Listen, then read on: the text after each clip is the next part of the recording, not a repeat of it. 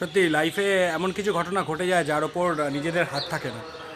এই ভিডিওটা কালকে শ্যুট করছিলাম, এরকম মাঝপথে একটা খবর আসে যার জন্য শ্যুটটা তো বন্ধ হয়েই যায়, আর ভিডিও বানানোর মানসিকতাও আমার চলে যায়। তো যাই হোক, বলে গেছেন গুণীজন যে the show must go on. তো আজকে টাইম পেলাম, হোলির দিন, তোমরা নিশ্চয়ই হোলি খেলেছো, হ্যাপি হোলি টু ইউ। আমি এবার হোলি খেলিনি, আমার মনটা ভালো নেই, হোলি খেলার মতো মানসিকতাও নেই। যাই হোক, ওয়েলকাম টু আরিয়ান স্ক্রিপ্ট। তো যেটা বলছিলাম, কালকে যে ভিডিওটা বানাবো বলে ঠিক করেছিলাম, সেটা হচ্ছে তোমরা ইতিমধ্যেই জেনে গেছো এবং আমার লাস্ট ভিডিওটাতেও ছিল যে আই লিগের 9টা টিম, মোহনবাগান সহ 9টা টিম এবং ইস্টবেঙ্গল কোয়েসও তার মধ্যে রয়েছে একটা। যেহেতু এআইএফএফ তাদের কোনো রিপ্লাই করছে না বা ভবিষ্যৎ ভারতীয় ফুটবলের ভবিষ্যৎ নিয়ে কোনো রোডম্যাপও দিচ্ছে না, সেহেতু তারা একটা রোডম্যাপ তৈরি করে এআইএফএফকে দিয়েছে এবং তার কাছে আর্জি জানিয়েছে যেন প্রফুল প্যাটেল তাদের সঙ্গে এইটা নিয়ে একটা মিটিংয়ে বসেন আর কোনো একটা সমাধান চলে আসে, তাহলে সুপার কাপ খেলতে তাদের কোনো বাধা নেই। তো তারা কী প্রস্তাব দিয়েছেন সেটার দিকে একবার নজর রাখবো, সেটার জন্য আমি আজকে একজনের হেল্প নেব। তো তোমরা চেনো, অনেকেই চেনো, আর যারা চেনো না চিনে নাও। Welcome to Aryan script. হ্যাঁ, আরিয়ান স্ক্রিপ্ট আমরা ওয়েলকাম করে দিয়েছি। হ্যালো অমিত, আজকে আমি অমিতেরই হেল্প নেবো। Happy Holi to you all guys. So I লিগের যে 9টা টিম প্রপোজালটা পাঠিয়েছে এআইএফের কাছে, তো সেগুলো অ্যাজ সাচ আমরা সেগুলো ডিসক্রাইব করার চেষ্টা করছি। হ্যাঁ, সেগুলো তোমরা একটু শুনে নাও একটু। তো প্রথম থেকে আমি পড়েই দিই যে 20টা দলের একটা পেশাদার লিগ হবে যার নাম হবে ইন্ডিয়ান ফুটবল লিগ, মানে যেটা আগে ছিল ন্যাশনাল ফুটবল লিগ, এখন যেটা আই লিগ আর আইএসএলের সঙ্গে মার্জ হয়ে ওরা বলছে যে একটা লিগই হবে, যেটা ওয়ান লিগ ওয়ান নেশন বলছিল, সেটা হবে ইন্ডিয়ান ফুটবল লিগ। একটা নাম হবে, যে নামে কি যায় আসে, নাম হয়তো চেঞ্জ হতে পারে। তো ওরা বলছে 20টা দলের একটা লিগ হবে, এটাই হচ্ছে এখানকার ভাইটাল পয়েন্ট। 9 মাস হবে লিগটি, চলবে সেপ্টেম্বর থেকে মে মাস অবধি, যেটা বাইরে হয়, তাই না? তোর কি মত? এটা ঠিকই আছে, কারণ কোনো প্রফেশনাল ফুটবলার তার ফুলটা ইউজ মানে করতে অবভিয়াসলি পারবে। তার কারণ একটা মানে এতগুলো টিম নিয়ে করলে, একটা লং টার্মে করলে সেটা মানে টিমেরও বেনিফিট এবং মানে শর্ট টার্মে এটা হওয়া সম্ভব আর খেলাটা ডিস্ট্রিবিউট হলে ঠিকমতো টাইমও পায়, যদি রিকভারিং পায়। আচ্ছা, পাশাপাশি ইউরোপীয় ফরম্যাটে নকআউট টুর্নামেন্ট হবে উইকেন্ডে, যেরকম ধর এবার সুপার কাপ, ওদের যেরকম এফএ কাপ গুলো মাঝে মাঝে হয়, বিভিন্ন নেশনস কাপ যেগুলো হয়, হ্যাঁ, ইন্টারকন্টিনেন্টাল কাপ যেগুলো হয়, কারেক্ট, সেগুলো যেরকম মানে টুর্নামেন্ট চলার মাঝে মাঝে চলতে থাকে, হ্যাঁ, সেটা তাতে করে কি হবে, ভিউয়ারও বাড়বে আর জিনিসগুলো নিয়ে আগ্রহও বেশি তৈরি হবে, আর অনেক বেশি কনভেনিয়েন্স হবে প্লেয়ারদের জন্য, যে একটা লিগ শেষ হলো তার সঙ্গে সঙ্গে আবার আরেকটা নতুন করে একটা টুর্নামেন্ট খেলতে শুরু করা। তো সেটার থেকে প্রতিটি ফুটবলার যে কোনো লেভেলে 40টি ম্যাচ খেলার সুযোগ পাবে। লিগে প্রতিটি দল 40টি করে ম্যাচ খেলবে, 20টা করে টিম, তো এরকম 40টি করে ম্যাচ খেলবে।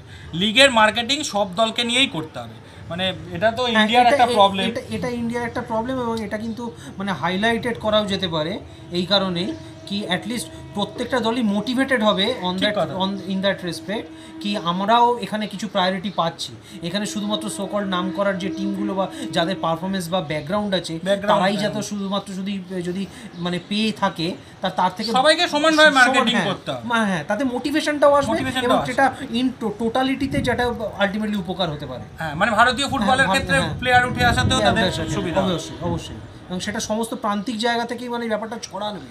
আর হ্যাঁ, আমি তো জানি না হয়তো মণিপুরের কোনো একটা গ্রামে হয়তো আমাদের সেরা প্লেয়ারটা লুকিয়ে আছে। হ্যাঁ, এটা একরকম। তারপর আমাদের যেমন মেইনলি কিছু পকেট ওরিয়েন্টেড, মানে এখন এই টোটাল মানে সিজন হওয়ার ফলে যাও হয়েছে, কিন্তু আগে একটা ছিল গোয়া ওরিয়েন্টেড, মানে বেঙ্গল ওরিয়েন্টেড, আর তার সঙ্গে কিছু মিডল মানে নর্থ ইস্টের ছিল।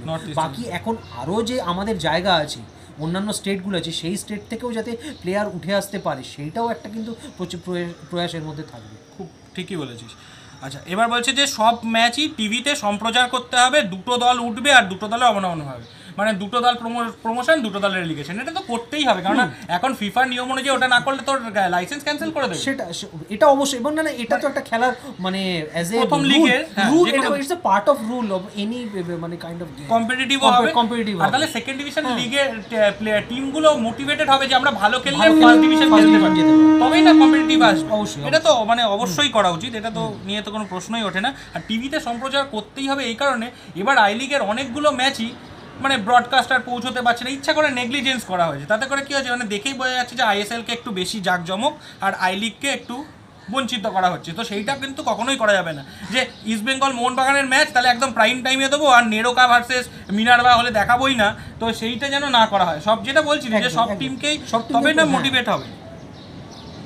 আচ্ছা, এবার বলেছে অবনমন হওয়া দলকেও টাকা দিতে হবে, সবচেয়ে বেশি 4 জন বিদেশি একটি দলে খেলাতে হবে। তো 4 জন বিদেশির নিয়মটা এই কারণেই করছি যাতে আরও বেশি ন্যাশনাল প্লেয়ার। আর এটাও জানবি যে ইন্টারন্যাশনালে কিন্তু এখন ওই 4 জন বিদেশি নিয়মটাই বেশি চলে এখনো পর্যন্ত। তো সেটা সেই হিসাবেও জিনিসটা ঠিক আছে। স্থানীয় ফুটবলের ওপর ফোকাস হবে এতে বেশি। আর আরেকটা বিষয়ে দলের বাজেটও কমবে।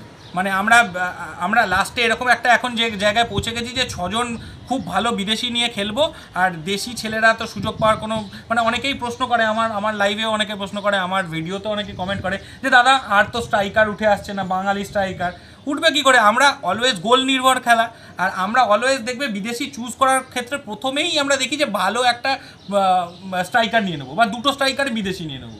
তাহলে কি তুমি তো চান্সই দিচ্ছ না, তুমি তো আজহারকে চান্সই দিচ্ছ না, তুমি হবে কী করে? দেখো জবিকে চান্স দিয়ে ইস্টবেঙ্গলের যেরকম সুবিধা হলো, জবিরও নিজস্ব সুবিধা হয়নি।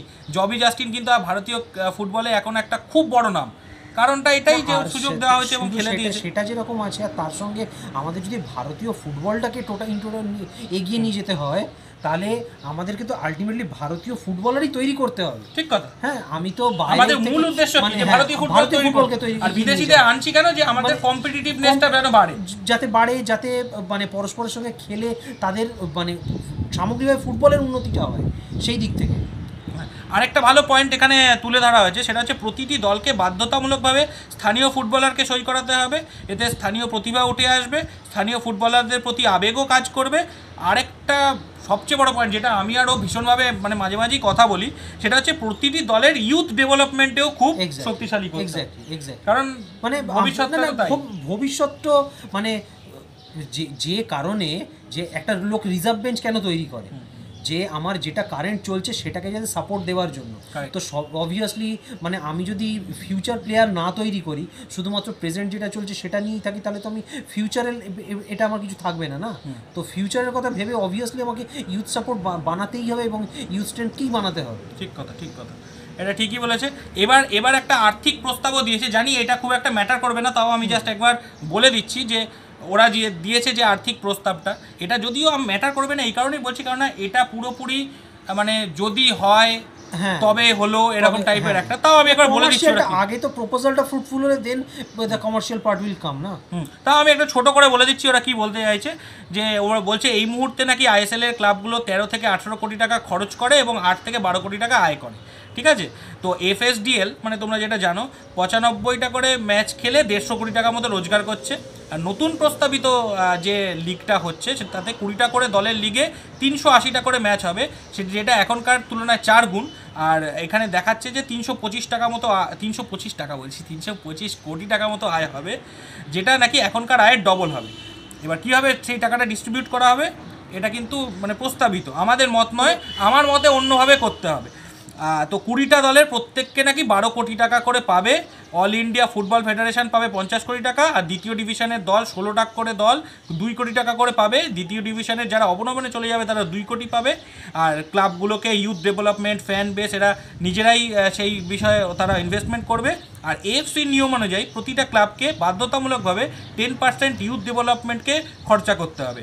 এছাড়া অ্যাপিয়ারেন্স ফি হিসাবে 2 কোটি টাকা করে প্রতিটা দল দেবে এফএসডিএল বা মানে আমাদের কি বলে এআইএফএফকে, যাতে তারা টুর্নামেন্টটা ভালোভাবে সংগঠিত করতে পারে। কিন্তু এখানে আমি আরও একটা জিনিস নিয়ে ভীষণভাবে আলোচনা করছিলাম, যে 20 কোটি টাকা করে যে এই 12 কোটি টাকা করে যে 20 টাকা করে টিমকে দেওয়া হবে না, এখানে একটা বলার জায়গা আছে যে ফিনান্সিয়াল প্রপোজালটা রাখা হয়েছে এটা কোয়াইট পসিবল, এরকম নয় যে ইম্পসিবল কিছু, বা এক্ষেত্রে দেখতে হবে যে মানে এখানে একটা কর্পোরেট টাচ দেওয়ার চেষ্টা করেছে সবাই, তার কারণ অবভিয়াসলি হ্যাঁ ডেফিনেটলি, তার কারণ মানে কোনো কিছু ডেভেলপমেন্ট করতে গেলে তার ইনপুট এবং আউটপুট রেশিওটাকে অবভিয়াসলি ঠিক করে থাকলেই তবে তার ডেভেলপমেন্টটা হয়, এবং সেক্ষেত্রে এইটা অবভিয়াসলি বলবো যথেষ্ট যুক্তিসঙ্গত। কিন্তু তার পেছনে সেটা আমাদের মনে হয়েছে এই আলোচনা থেকে বেরিয়ে আসে যে এই প্রপোজালটা যেরকম মানে নিয়ামক সংস্থাকে দেয়া হয়েছে, সেরকম ক্লাবগুলোরও এই টাকা বা এর মধ্যেও একটা স্বচ্ছতা এবং তাদেরও একটা রুটম্যাপ থাকা উচিত। তার কারণ মানে এটা আমাদের আমাদের পার্সোনালি যেটা একদম, মনে একদম। হয় যে তার কারণ এই টাকাটা তারা কিভাবে খরচা করবে এবং তারা তার ডেভেলপমেন্টটাকে কতটা এগিয়ে নিয়ে যেতে পারবে এটার উপর বেস করেও কিন্তু নিয়ামক সংস্থা একটা ডিসিশন নিতে পারে ডিসাইডিং মানে তার যেন একটা মনিটরিং অবভিয়াসলি থাকে ওটার জন্য একটা monitoring এবং থাকে। তার গ্রাফটাও সবসময় উপর দিকেই যায়। যায় তা না উপর হলে দিকেই যায়। এইটা কিন্তু ভেরি ইম্পর্টেন্ট, এটা হ্যাঁ।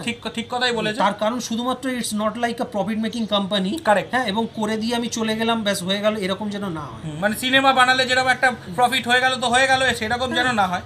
মানে আর আলটিমেটলি আমাদের যে মোটিভেশনটাকে ইন্ডিয়ান ফুটবলটাকে এগিয়ে নিয়ে যাওয়া এবং ইউথ ডেভেলপমেন্টটাকে প্যারালি মানে গ্রো আপ করা, তার জন্য এই প্রপোজালটা যেরকম ভালো তার সঙ্গে সঙ্গে অপরদিকে ক্লাবদেরও কিন্তু প্রপারলি এই মনিটরিংটা এবং তার মানে পার্সপেক্টিভ যে প্রপোজালগুলো আছে সেগুলো কি মানে খুব বেশি এফেক্টিভলি ওয়ার্কফুল করতে হবে। যাই হোক, এটা শুনে নিলে, তবে এটাও আমরা মানছি যে একটা কিন্তু ডেফিনিট রোডম্যাপ, মানে একটা হ্যাঁ, ডেফিনিট রোডম্যাপ অবশ্যই। থাকা উচিত, তবেই অবশ্যই। কিন্তু প্রতিটা ক্লাবে ভালো ইনভেস্টার আসবে। নইলে ইনভেস্টার যখন আসবে তখন যেটা ও একটু আগে বলছিল, আমরা সকলেই কোনো না কোনো জায়গায় ইনভেস্টরের কাছে অবভিয়াসলি তারা তাদের প্রজেক্ট করতে হবে যে আমার ভাই এইটা হচ্ছে আমার স্কিম আর এইটা তো যতক্ষণ না পর্যন্ত আমাদের ফিউচার রোড ম্যাপই ডেফিনিট হবে তখন যে কোনো ক্লাব বোঝাবে কি করে তার ইনভেস্টারকে। ইস্ট বেঙ্গলে চলে এসছে, ভেরি গুড, কিন্তু অন্য সব ক্লাবেরই তো ইনভেস্টার দরকার, তবেই সামগ্রিকভাবে উন্নতি হ্যাঁ, হয়। আর এটা শুধুমাত্র একটা ক্লাব একটা ট্রফি বা একটা সিজন এরকম তো হতে পারে না না আলটিমেটলি আমাদের এটা কন্টিনিউ করে নিতে গেলে পুরোটা হ্যাঁ গঠনমূলক একটা ভালো দরকার। অবশ্যই সেটা ভালো। অবশ্যই দরকার এবং সেটা ছাড়া শুধুমাত্র একটা ট্রফির জন্য বা একটা ম্যাচের জন্য বা একটা কোনো সিজনের জন্য এরকম করে কোনো আমার মনে হয় লাভ হয় না। ঠিক আছে, চলো শুনে নিলে, ভবিষ্যতে আরও ভিডিও তো এরকম বানাতেই থাকবো। তো আজকের মতো যদি ভিডিওটা ভালো লেগে থাকে তাহলে লাইক করো, কমেন্ট করো, শেয়ার করো, যারা নতুন আছো তারা অবশ্যই সাবস্ক্রাইব করো, সাবস্ক্রাইব করে বেল আইকনটা ক্লিক করে দাও যাতে নোটিফিকেশনটা বরাবর পেতে থাকো। চলো আজকের মতো টাটা। ফুটবল খেলবি? চল ফুটবল চলো একটা ফুটবল খেলে আসি আমরা, আর তোমরা এনজয় করো হোলি।